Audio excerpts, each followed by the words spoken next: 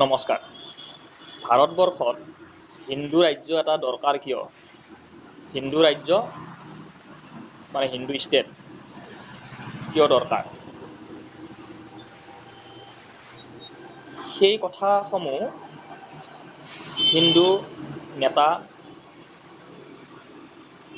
সমূহে এবাৰ ভাবি চোৱা উচিত। ভাৰতত যিবোৰ ব্যক্তি, যিবোৰ পৰিয়াল, যিসমূহ হিন্দু লোক বহুতো সমস্যাত ভুগি আছে, সেইসকলৰ বাবে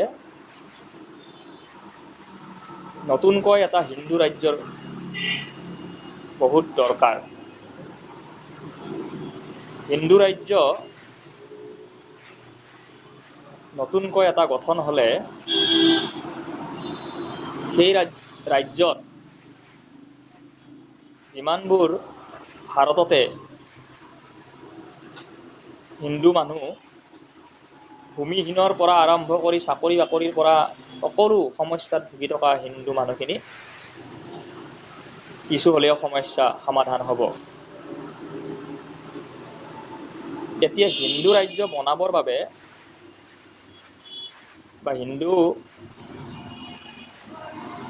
ৰাজ্য যেতিয়া আমি পৰ্যালোচনা কৰিম, কোন কোন লোক আগুৱাই আহিব, সেইটো সকলোতকৈ ডাঙৰ কথা।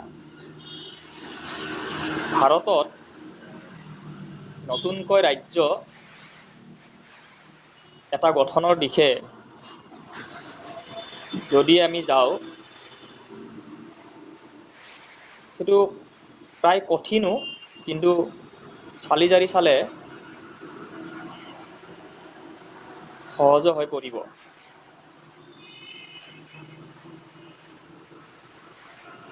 হিন্দু ৰাজ্য প্ৰথমে আমি হিন্দু ৰাজ্য এটা গঠন কৰিবই লাগিব। আমি যিমানবোৰ এতিয়া নিয়ম নীতি দেখি আছোঁ, সেই নিয়ম নীতিসমূহ কিছু হ'লেও অসুবিধা থাকে। যদি নতুন এটা হিন্দু ৰাজ্য এটা গঠন কৰা যায়, তেতিয়াহ'লে সেই ৰাজ্যত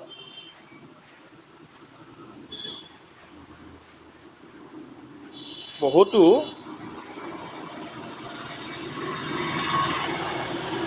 বিভিন্ন ক্ষেত্ৰৰ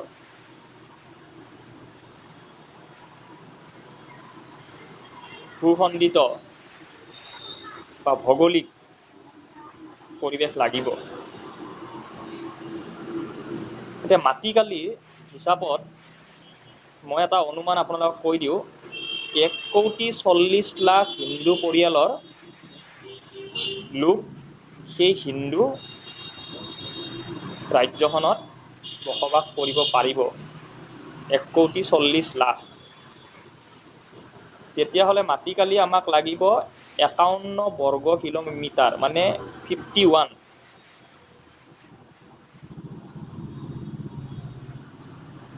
51 বৰ্গ কিলোমিটাৰ যদি আমি মাটি ভাৰত চৰকাৰক কৈ যদি যোগাযোগ কৰি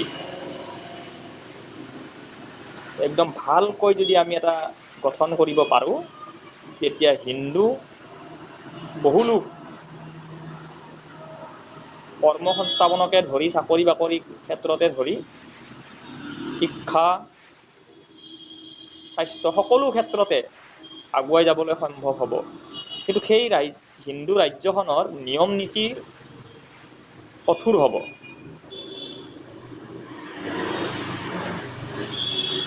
প্ৰথমতে প্ৰত্যেক হিন্দুবাসীকে তাতে ভূমিৰ অধিকাৰ থাকিব।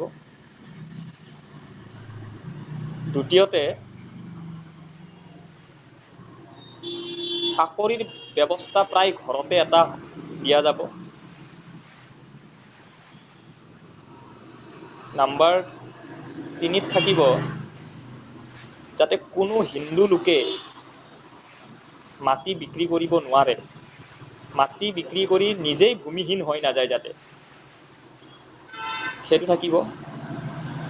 জাতিগত ব্যৱস্থা কোনো ধৰণে নাথাকিব। মই অমুক জাতি, মই তমুক জাতি, মই তমুক জাতি নহ'ব।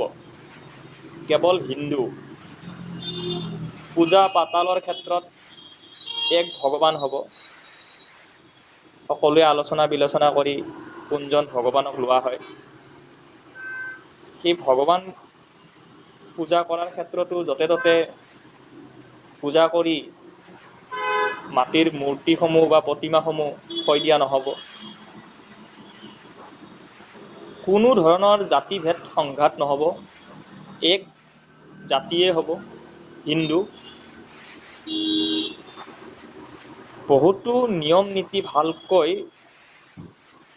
চিন্তা চৰ্চা কৰি সেই হিন্দু ৰাজ্যটো গঠন কৰা হ'ব।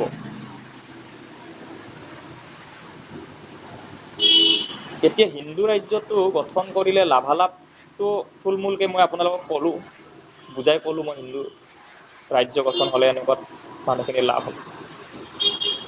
সহযোগ কোনে কৰিব? কথাটো সেইটোহে। মানে সহযোগ লাগিবতো। এতিয়া মই অকলে, মোৰ লগত আৰু কোনোবা আছে নেকি হিন্দু ৰাজ্য মোৰ চিন্তাত একমত যে হয় হিন্দু ৰাজ্য এটা লাগে? ভাৰত চৰকাৰে দিয়ক, ক'ত দিয়ে কেনেকৈ দিয়ে আমি নাজানো। আমি নিৰ্ধাৰণ কৰি দিম, সীমাৰেখা নিৰ্ধাৰণ কৰি দিম। সেই হিচাপত তেওঁলোকে চাওক, চালি জাৰি চাওক। চালি জাৰি চোৱাৰ পিছত যদি ভাৰত চৰকাৰৰ যদি পচন্দ হয়, আমাক দিয়ক। আমি হিন্দুৰ হকেইটো কাম কৰি আছোঁ। এতিয়া প্ৰত্যেকেই যদি কেৱল ব্যক্তিগত চিন্তা চৰ্চাই কৰে, তেতিয়াহ'লেতো হিন্দু মানুহখিনি আগুৱাই যাব নোৱাৰিব। গতিকে সেই কাৰণেই এনেকুৱা এটা ৰাজ্য আমাৰ দৰকাৰ, যি ৰাজ্য ভাৰত চৰকাৰে ক'ব লাগিব যে হয় আমি এটা এনেকুৱা হিন্দু ৰাজ্য গঠন কৰি দিছোঁ, যাতে হিন্দুৰ সেই ৰাজ্যখনত প্ৰথম নাম আহে। নহ'লে মানুহে মই অমুক জাতিৰ, মই তমুক জাতিৰ, অমুক তমুক, হিন্দুটো লুকাই যায় ন। সম্পূৰ্ণ হিন্দু সকলৰ বাবে 1,40,00,000 জনসংখ্যাৰ এটা হিন্দু ৰাজ্য দৰকাৰ। 51 বৰ্গ কিলোমিটাৰ ভূমিৰ।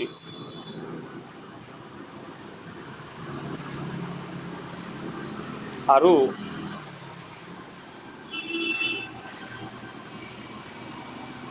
ভাৰত চৰকাৰে এই কথা সমূহ অৱগত হওক যে যিখিনি মানুহ 1,40,00,000 মই হিচাপ দিলোঁ, 1,40,00,000 মানুহ ভাৰতৰ মানুহেতো সহযোগ নকৰিবও পাৰে।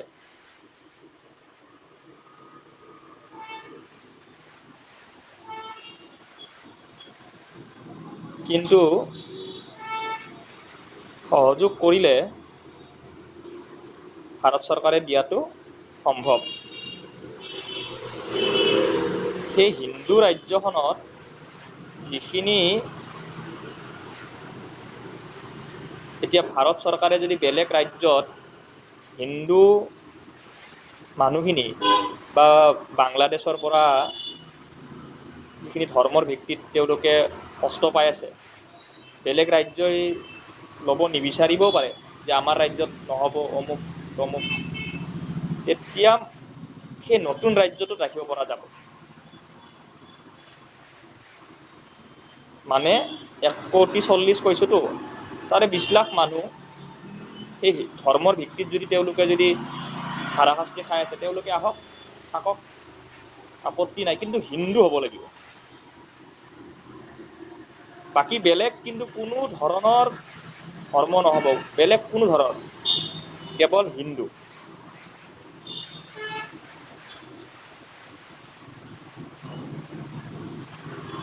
সহযোগ কোন কোন মানুহে কৰিব?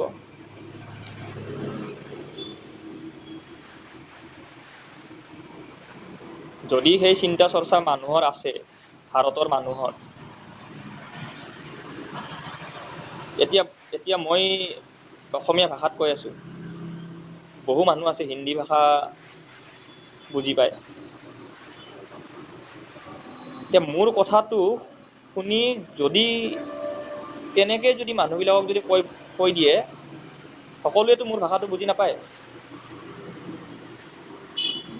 বিভিন্ন ভাষা, হিন্দী ভাষী হওক, উৰিয়া ভাষী হওক, মণিপুৰী,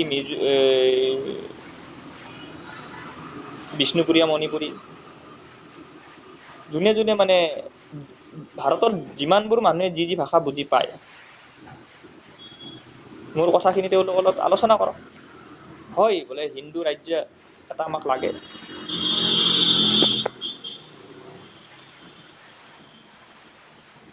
নহ'লে মানুহ আমাৰ এতিয়া যিবোৰ ৰাজ্য আছে, সেইবোৰ ৰাজ্যৰ মানুহবিলাকে কেৱল একক চিন্তা, কেৱল একক চিন্তা। মানে ৰাতিপুৱা টোপনিৰ পৰা সাৰ পালোঁ, নিজক লৈ ব্যস্ত। গতিকে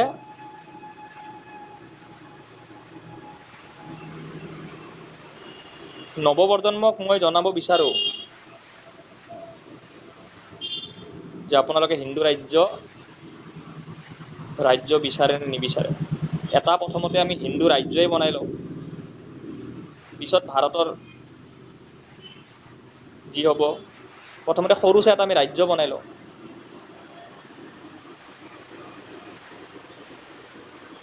ৰাষ্ট্ৰটো পিছৰ কথা, প্ৰথমতে ৰাজ্য এটা বনাই লওঁ। হিন্দু ৰাজ্য এটা যেতিয়া হ'ব নতুন, তেতিয়া লাভালাভ হ'বই।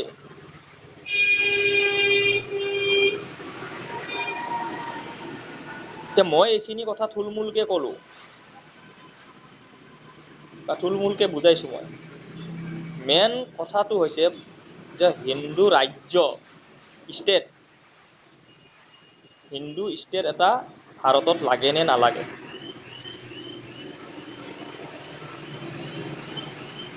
শিক্ষা দীক্ষাৰ ফালৰ পৰা যাতে সম্পূৰ্ণৰূপে হিন্দু শিক্ষা দীক্ষা, মানুহৰ মনত এটা হিন্দুত্ব জাগিব লাগিব যে হয়, এই ৰাজ্যখনৰ পৰা হিন্দু মানুহে কিবা এটা শিকিছে।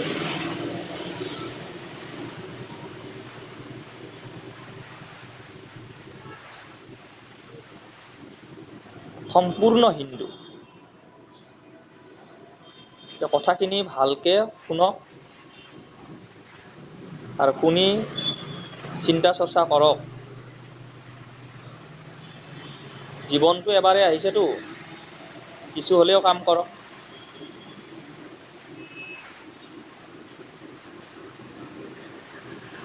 কেৱল হিন্দু জাগো, হিন্দু জাগো কৈ থাকিলে ক'ত হ'ব। জাগিছোতো, মই জাগিছোঁ, হিন্দু জাগিছোঁ মই। এতিয়া মোৰ চিন্তাটো জাগাই কিনে মই সকলোকে ক'লোঁ। মোৰ চিন্তাটো মই নিজে জাগিছোতো, জাগি মই এতিয়া ক'লোঁ যে মোৰ চিন্তাটো এটা নতুন ৰাজ্য গঠন কৰা, 51 বৰ্গ কিলোমিটাৰত 140 লাখ জনসংখ্যা, 1300 পৰা 1400 কিলোমিটাৰৰ ৰেলপথ, কমেও প্ৰথম আৰম্ভণিত চৰকাৰী চাকৰিৰ সংখ্যা 1 পৰা 1,20,000টা নতুন ৰাজ্যৰ, ব্যক্তিগত খণ্ডৰ ৰাজ্যৰ চাকৰি অন্যান্য। বুজি পালে? মই জাগিছোঁ হিন্দু। আপোনালোকে কওক যে নতুন ৰাজ্য এটা লাগে নে নালাগে। প্ৰথমতে এটা নতুন ৰাজ্য হওক, এইখিনিৰ পৰা এইখিনিলৈকে এটা নতুন ৰাজ্য হ'ব লাগে।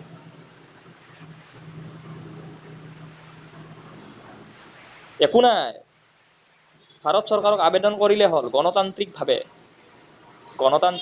ভাৰত চৰকাৰক আদেশ কৰিলে,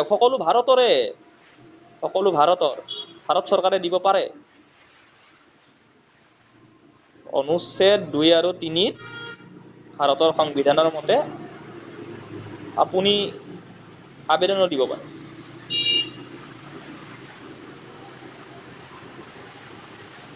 গতিকে নতুন ৰাজ্য গঠনৰ বাবে যদি আমি একত্ৰিত হ'লে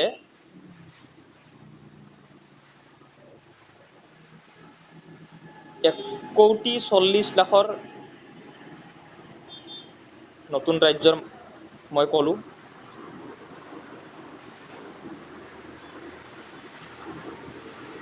যে 1,40,00,000 মানুহ নতুন ৰাজ্যত কোন আহিব? যিখিনি মানুহ ভাৰতৰ অনাই বনাই আছে, মানে কোনোৱে আঁকোৱালি নলয়, তহঁতে অমুকৰ, তহঁতে তমুকৰ, এতিয়া নতুন ৰাজ্যটো গঠন কৰিবই লাগিব ন। আমাক যদি কোনোৱে যদি নলয়, সকলোৱে যদি সেই ক্ষেত্ৰত যদি মানি নলয়, নতুন ৰাজ্য এটা হ'লে আমাৰ নিজা ৰাজ্য হ'ব। সেই নিজা ৰাজ্যটো ভাৰতৰ সকলো ৰাজ্যত ভাৰতত যিমানবোৰ ৰাজ্য আছে, 28খন ৰাজ্য, 5খন কাউন্সিল ৰাজ্য, সকলোতে তেনেকুৱা মানুহ আছে। ভাৰত স্বাধীনতাৰ সময়ত সকলোতকে ডাঙৰ ভূমিকা থকা মানুহখিনি হৈছে অঘৰী, যাৰ মানে ঘৰ বাৰী নাই, আমি বাঞ্জাৰা বুলি কওঁ। কেতিয়াবা দেখা পাওঁ দুৰ্গা পূজাৰ সময়ত বেলুন বা কিবা কিবি বিক্ৰী কৰি থাকে।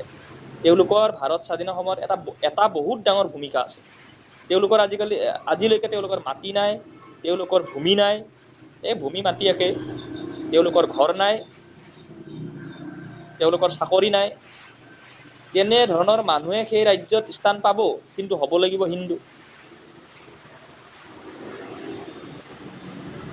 হিন্দু। তেনেকুৱা বহু পৰিয়াল আছে, সেই নতুন ৰাজ্যত থাকিব পাৰিব। কোনো ধৰণৰ জাতিগত ব্যৱস্থাই নাই, সম্ভৱ। মিলন হ'ব লাগিব, মানুহৰ মিলন হ'ব লাগিব। নাটক নহয়, ৰাজনীতি নহয়, জাতিগত ৰাজনীতি নহয়, উন্নতিকৰণ ৰাজনীতি হ'ব লাগিব, উন্নতিকৰণ। সেই ৰাজ্যৰ পৰা শিকিব লাগিব মানুহ, উন্নতিকৰণ ৰাজ্য হিচাপে মানুহে কাম কৰিব লাগিব, কাম কৰিলেহে উন্নতি হ'ব।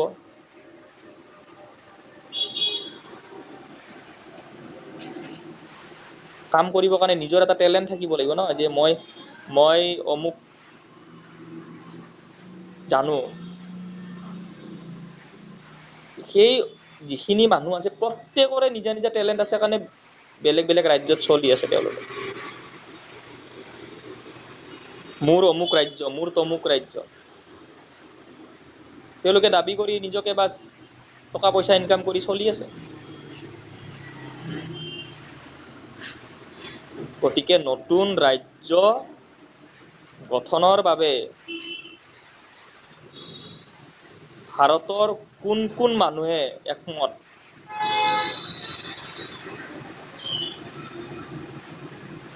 হিন্দু ৰাজ্য বুলি যদিও মই কৈছোঁ, নামটো মই ঘোষণা নকৰোঁ এতিয়া, নামটো বেলেগ,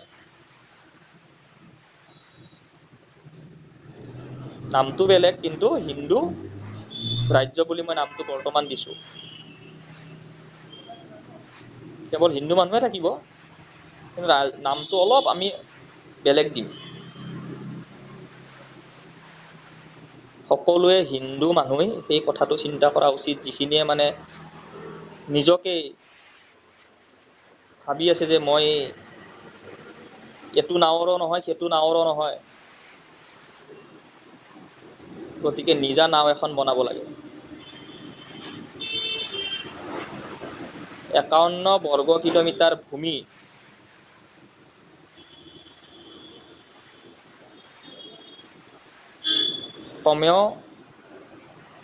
কমেও 10খন বা 12খন ৰাজ্যৰ পৰা সীমাৰেখা, ভৌগোলিক সীমাৰেখা হ'ব পাৰে। জাতিগত ব্যৱস্থা নাথাকিব, কেৱল হিন্দু থাকিব লাগিব। বাকী ভালকৈ চিন্তা চৰ্চা কৰি আগ্ৰহী থকা মানুহবিলাকে কমেণ্ট কৰিব মোক। তাৰ পিছত ৰাজ্যৰ সম্পূৰ্ণ নিয়ম নীতিবিলাক আলোচনা বিলোচনা কৰিম, সকলোৱে একত্ৰিত হয়। মইতো অকলে নোৱাৰোঁ, গতিকে সকলোৰে মতামত লাগিব, সকলোৰে আগ্ৰহ লাগিব, সকলোৰে চিন্তা লাগিব, সকলোৰে একতা লাগিব। ধন্যবাদ।